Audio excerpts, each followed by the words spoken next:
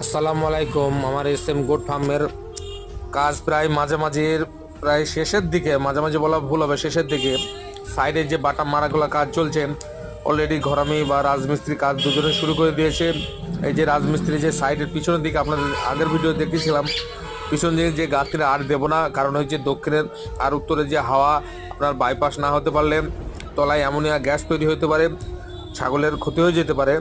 তাই যাতে হাওয়া বাতাস চলাচল করতে পারে তার জন্যে নিচের দিকটা ফাঁকা রাখবে। এই যে গরমের কাজ অলরেডি চলছে। আর এক সাইডে আপনার এই যে পাঁচিল দিয়ে দিয়েছে, ওটা প্লাস্টার করে যেটা করে নেবো, না হলে আর অসুবিধা হতে পারে।